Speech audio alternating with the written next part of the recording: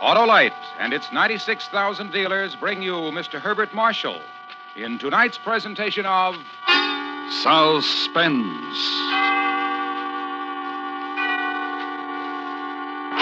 Tonight, Autolite presents A Spy Story, the true story of that series of events known as The 39 Steps, starring Mr. Herbert Marshall.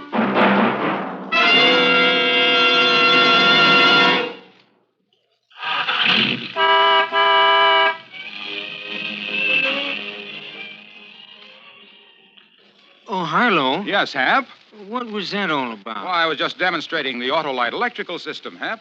You were? Sure, it goes to work every time you start your car, sound the horn, play the radio, or turn on your lights or heater. The electrical system does all that? Sure, Hap. The Autolite coil, distributor, generator, and all the other units and thousands of component parts.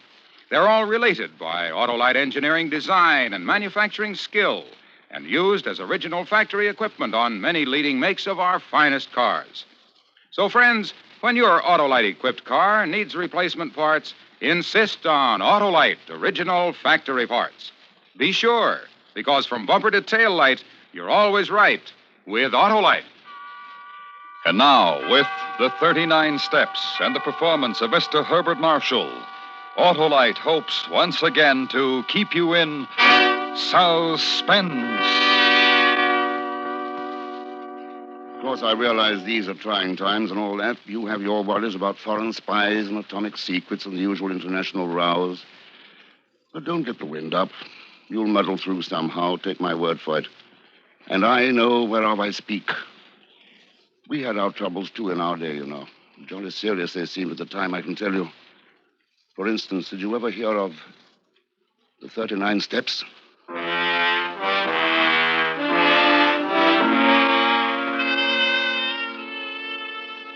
It was in the spring of 1914. I'd spent the last 10 years on the African veldt in the Bulawayo country.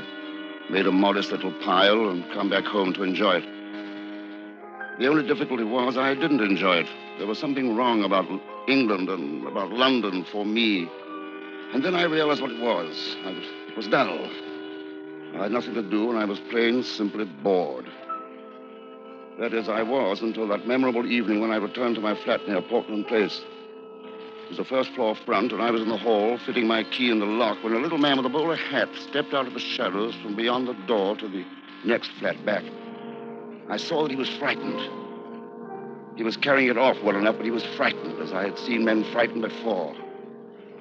Frightened of his very life. You're Mr. Richard Hanai, aren't you? Yes, that's right. Can I speak to you a minute? What about? Inside, if you don't mind. Oh, very well, if you wish. Come in. Thanks a lot. That door locked?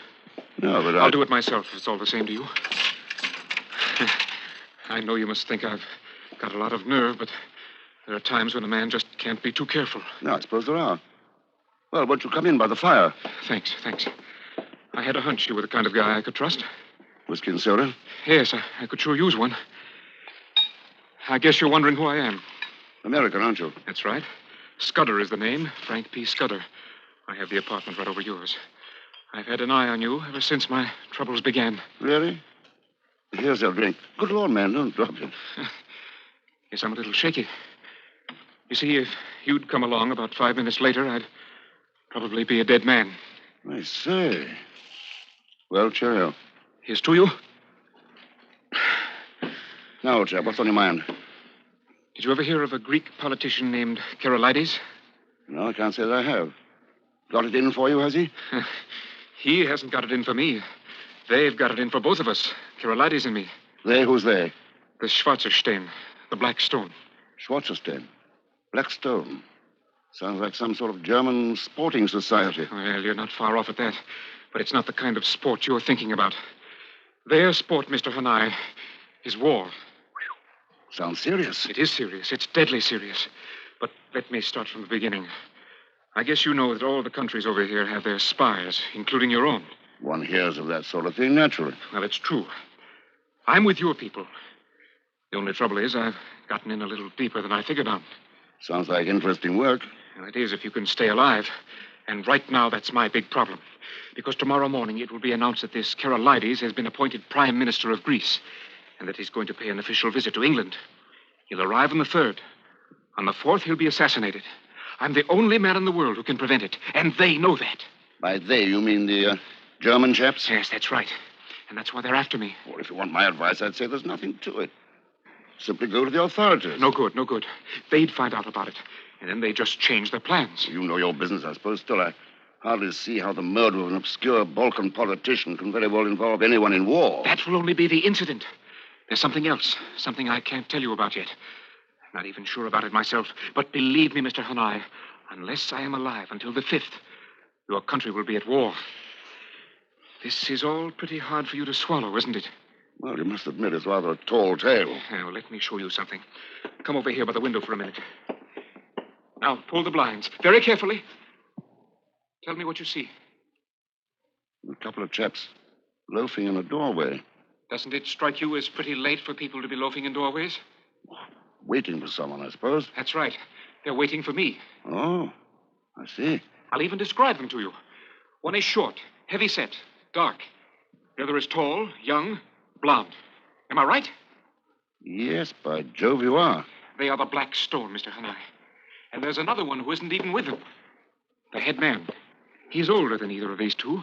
Chubby, thick glasses like a professor. One of his eyes looks milky, like he was getting a cataract, and he's completely bald. If you ever run across him, Mr. Hanai, watch out. I don't intend to run across him. Can I stay here in your place for a few days? Lie low until I can get my plans figured out again? Just a few days, that's all I ask. Well, I can't very well turn you out in the street at this time of night after what you've told me, can I? Come along, I have an extra room, fortunately. Nothing posh, but comfortable enough. Thank you, thank you. There you are. Suit you? Oh, it looks like heaven to me. Righto. Ready to turn in, then, are you? Yes. Listen, I'm very sorry to trouble you. That's quite all right. You don't mind if I lock the door, do you? From my side. You still think maybe I'm crazy, huh? Maybe those two guys outside are my keepers. Oh, I wouldn't say that. Now, go ahead, lock the door. In fact, it'll make me feel better. Right you are. And, Mr. Hanai, Yeah? I'll be grateful to you until the day I die.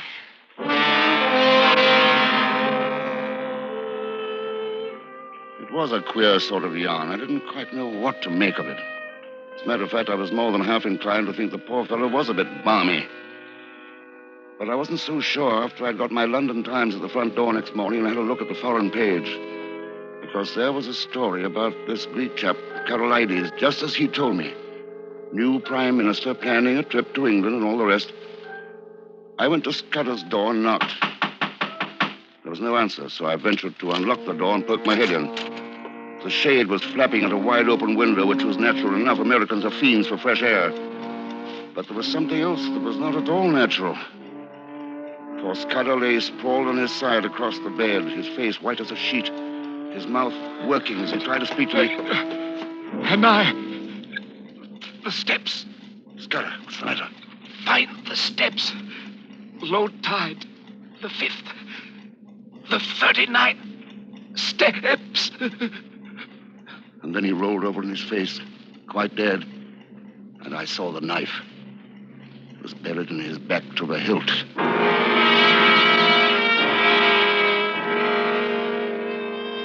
When I got myself in hand, I began to think. It wasn't very pleasant thinking. Here I had hold of some sort of information that a man had just been killed for. And if I went to the police, the odds were good they'd hang me for his murder. Got to make a run for it, I thought, until I can think things through. Head for open country. Scotland would be best. And then I thought of something else. I crossed the room and looked carefully out of the window to the street below. There they were, sure enough, the same two lads. Not waiting for Scudder now, waiting for me. Suddenly, Scotland seemed a very long way off. And all at once, I heard the sound that was my inspiration, the milkman rattling his cans on the stairs outside my flat. I ran to the door and opened it. I say, my good man, Hi, morning, Governor. What's up? I'd like to have a word with you. What about? I'm late enough as it is. About making a sovereign for yourself. Step inside, will you? Oh, well. I'm not one to turn down good coin of the realm. What's the game? I want the loan of your cap and jacket and your milk cans for just 5 minutes. It's for a bet. Well, I don't know.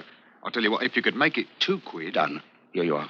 Righto. I never saw I'm the man to spoil a bit of sport. Thanks. Now, All you have to do is to stay here until I get back. Right you are. Governor, pull the cap down a bit more. There you are. As proper a milkman as ever, I see. Fine, now give me the cans. Right. And just wait here, understand? Right. Only 5 minutes now. Yeah, I'll be right back. And mind you don't jostle that milk about. Oh, stop worrying and shut up. Well, all right. There's no need to get shirty. I opened the door and stepped out briskly onto the street. The two lads across the way looked at me sharply. But I kept on until I'd rounded the corner. It was only then I heard them coming after me. I tossed the milk cans over a wall and began to run. And I ran as I've never run before or since.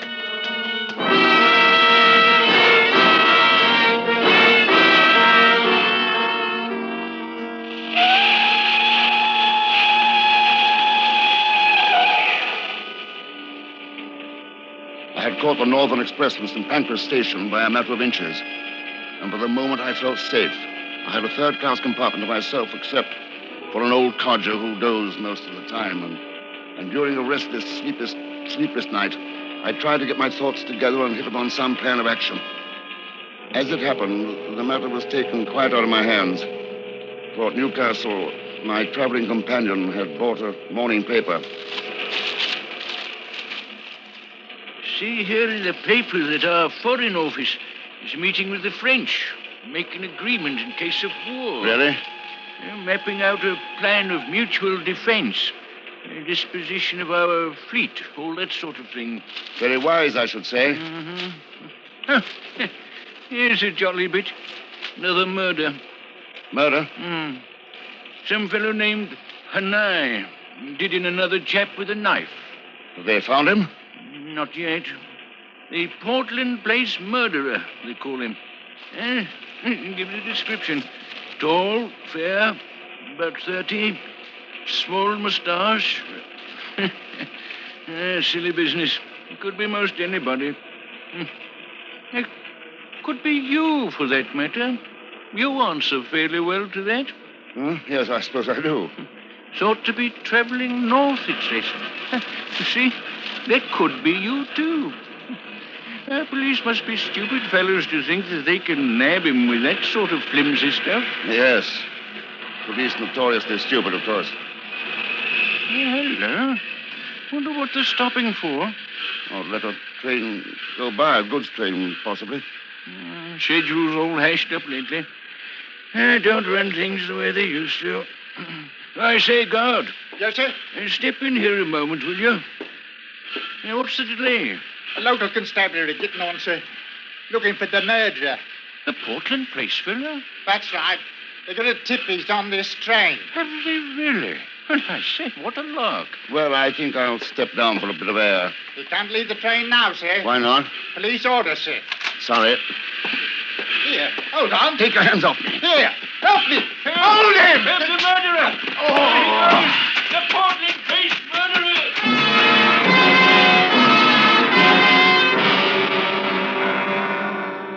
When I topped the rise of the moor, I saw they had men fanning out in every direction. And would soon have me hopelessly surrounded.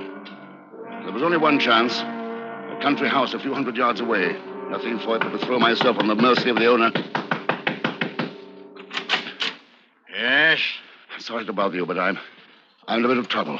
Could I come in? Well, I'm just leaving, going out for a walk. Are those police after you? Yes, I was on the London train. They stopped it down there. I'm suspected of something I can assure you I didn't do. London train. Come in quickly. Thank you. They're coming up to the door. Just nip into this wardrobe closet until they're gone. Oh, thank you. Thank you very much. I'll just close the door after you. You'll be all right there for a bit. Sorry to intrude, Professor, but we're looking for a fugitive from justice. You haven't seen any strange men about, have you? Oh, I can't say that I have. Don't like to be alarming, sir, but the man's a murderer and he's dangerous. Sure you'll find no murderers here. You're welcome to search the ground. Very good, sir. All right. You may come out now. Oh, thank you.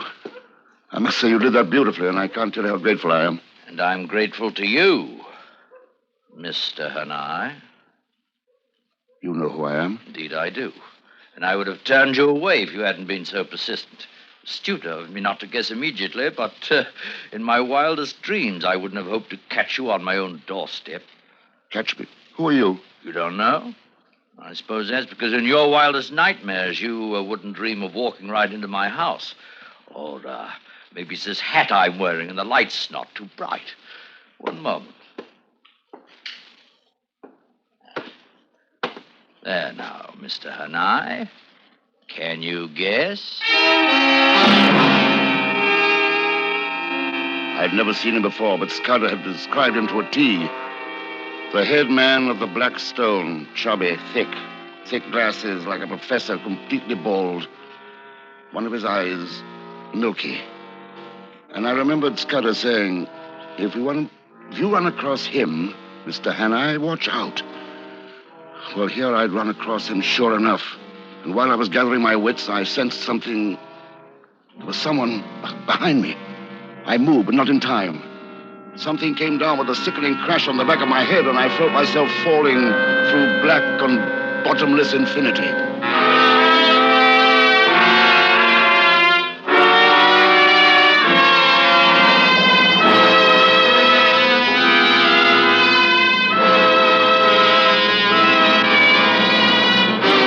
Autolite is bringing you Mr. Herbert Marshall in The 39 Steps, tonight's production in radio's outstanding theater of thrills, Suspense.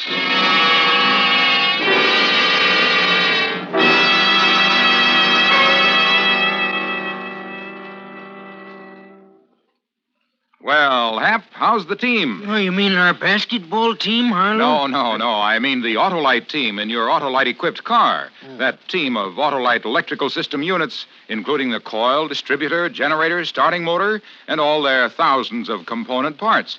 Why, they're all related by Autolite engineering design and manufacturing skill to give your car the smoothest performance money can buy. That Autolite electrical system does a big job, eh, Harlow? You said it, Hap, and it's vitally important to the smooth and efficient operation of your Autolite-equipped car. Then I'm off to treat my car to a checkup at an Autolite service station. Right, Hap. And friends, visit your car dealer or nearest authorized Autolite service station. You'll find the authorized Autolite service station nearest you listed in the classified section of your telephone directory. Or call Western Union by number and ask for Operator 25. And remember, from bumper to tail light, you're always right with Autolite. And now, Autolite brings back to our Hollywood soundstage Mr. Herbert Marshall in Elliot Lewis's production of The 39 Steps, a tale well calculated to keep you in suspense.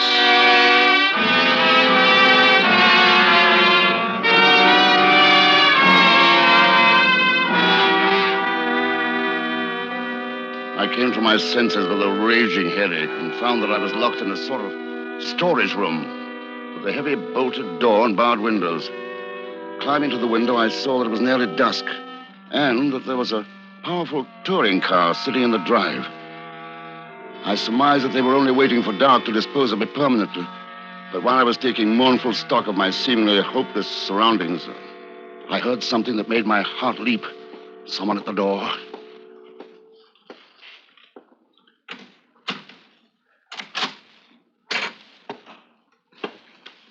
I hit him on the back of the neck as hard as I could.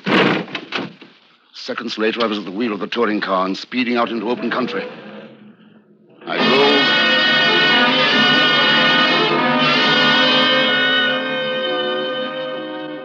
drove. All night, I drove on the white roads that ribbon the moor, circling, doubling, climbing. At dawn, I drove off the road into a narrow vale among tall fir trees, and I stayed there, hidden among the trees, till nearly dusk.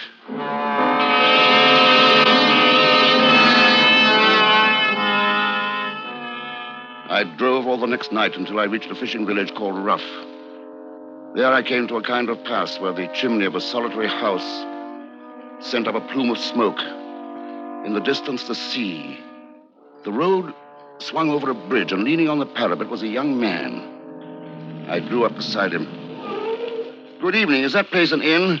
At your service, sir. I'm the landlord. You are the young to be an innkeeper? Well, it wasn't my choice of a profession. You see, I wanted to write books. Well, an innkeeper should make a good storyteller. Aye, maybe in the old days when you had pilgrims and ballad singers and highwaymen.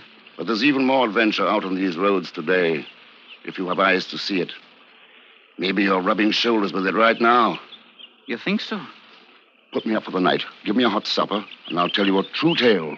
And a month from now, you can make it into a novel.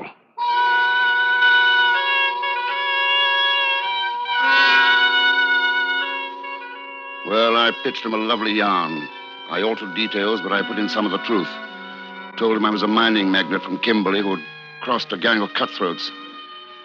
I told him they'd chased me across the ocean, killed my best friend in Portland Place, and now they were on my tracks.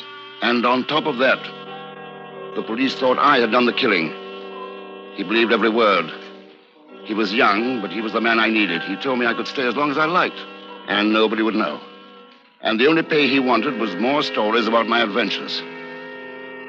So, 2 pleasant days went by. I stayed in my room, ate in my room, and I began to breathe easier. No sign of the Black Stone, and no more alarming news in the papers about the Portland Place murder. Then one night... 23 pages of newsprint and not a story in all of it. Oh? Politics is all. Assassins. Shot some Greek chap in London, Karolides. Karolides? Just as Scudder said. You know him? Oh, no, I've heard about him. And look here, defense packs. Meetings between us and the French. Just gives those silly Frenchmen an excuse for a trip. Did you see their picture in the London paper I brought back this afternoon? I didn't notice it, no. Oh, I have it over here on the desk. There's a picture of them going into the final meeting. I never saw such an idiotic-looking crew in my life. Here. That one with his little mustache, looking like he smells something bad.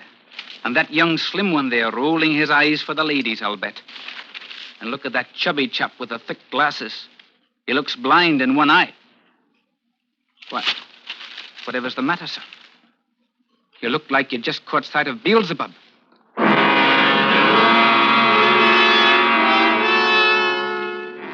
I had. I'd seen Satan himself. The head man of the German Black Stone was looking placidly out at me from that newspaper picture. He'd been there with the French delegation. He'd attended those secret meetings. And now the plans for the defense of England and France, for the disposition of the British fleet, were in his hands, on their way to Germany. That was what Scudder hadn't been able to tell me. But he'd said something just before he died. Low tide, the 5th. Did he mean they were sailing at low tide on the 5th? But from what point? Sailing in what? I excused myself and went into the bar of the inn. It was crowded with fishermen playing darts, drinking, arguing about the day's catch. Here you are, sir. A pint of half and half. Oh, thank you. Oh, here, give me another drink. Are you not taking a wee bit too much there, Ralph? Oh, had a rotten day. Rotten luck. 8 blessed hours. I was anchored off the 39 steps. Didn't haul in more than 2 dozen for the whole 39 steps. 39 steps. That was what Scudder said. The steps at low tide. Bartender. Aye, sir. Will I fill it up again? If you don't mind. Thought I'd do some fishing tomorrow. How do I get to the 39 steps? Oh, you'll find a sort of a track out over the headland. That takes you there. Uh-huh. Are there really 39 of them? Well, you know, sir, I've never counted them. I've been down them 2 or 3 times, too, going to the cave. Just have a look around, you can. Oh, that cave gives me the creeps. Here, sir, where are you going? You owe me 3 and 5. Oh, sorry.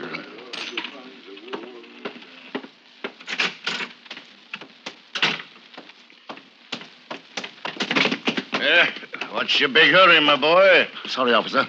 Haven't seen you around Rupp before. Here, let me take a look. No, some other time. Hey, you look a lot like that fella they're after. Portland Place murder, they call him. You just come along with me. Wait! You won't get away! The murderer! It's the murderer! He was older and heavier than I, so I outdistanced him easily enough. But it was only a question of time. I had to work fast. Find the steps. Find where they led. I ran all the way to the edge of the headland, overlooking the sea.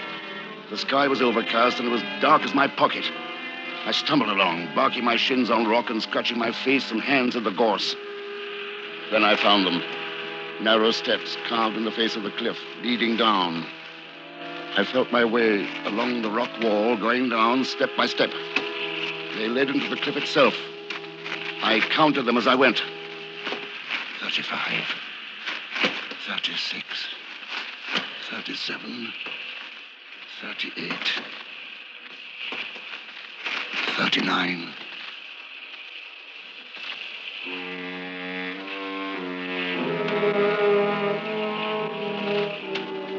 The steps ended on what seemed to be a wide shelf of rock. I strained my eyes in the blackness of the cave and gradually made out the dull sheen of water. Below me was an underground lake that seemed to rise and fall with the movement of the sea. I was too intent on seeing if there was a boat of any kind in that strange underground harbor, so I didn't hear footsteps behind me until I was pinned in the beam of a torchlight. Mr. Hanai. Who?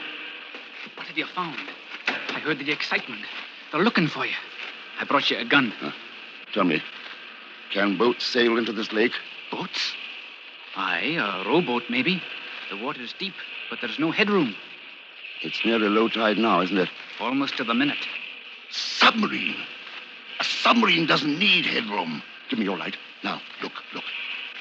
Isn't that an underground stream coming in from the left? What's that? Something coming down the stream. A dory. 3 men in it. There they are. Spies, give it the gun. Now run and get help. Quickly. Right you are, sir. Who's there? Who is that? I have a gun this time, Professor. Mr. Hanai. Quickly, row. Keep rowing. Surrender, Professor, or I shoot.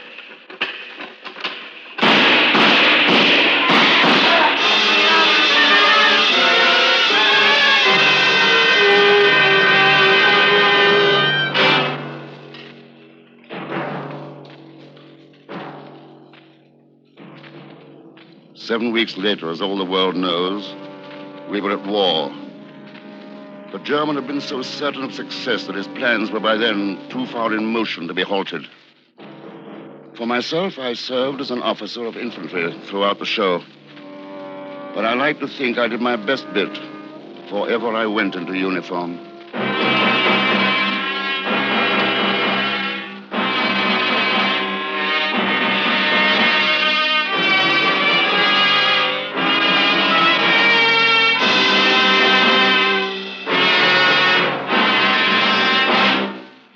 Suspense.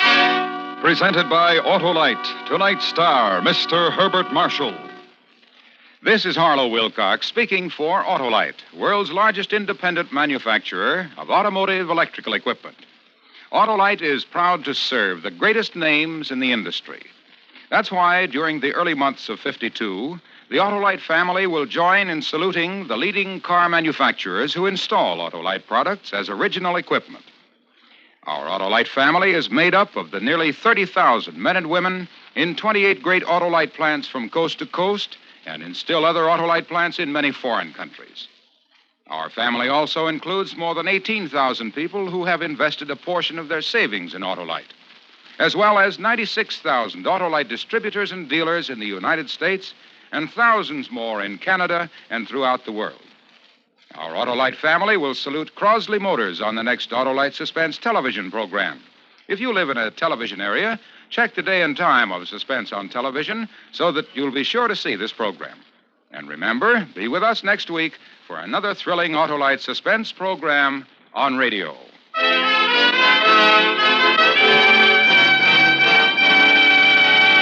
Next week on Suspense, our star will be Mr. Joseph Cotton in a story about 3 people adrift in mid-Atlantic, each wanting the other dead. A tale we call A Watery Grave. In weeks to come, we shall also present Frank Lovejoy and Robert Young, all on Suspense. Suspense is produced and directed by Elliot Lewis, with music composed by Lucian Morowick and conducted by Lud Gluskin. The 39 Steps was adapted for Suspense by Sylvia Richards from the book by John Buchan. Featured in the cast were Tudor Owen, Joseph Kearns, Ben Wright, William Johnstone, Charles Davis, Byron Kane, and Raymond Lawrence. Herbert Marshall may be heard each week in his own radio program, The Man Called X. This is the CBS Radio Network.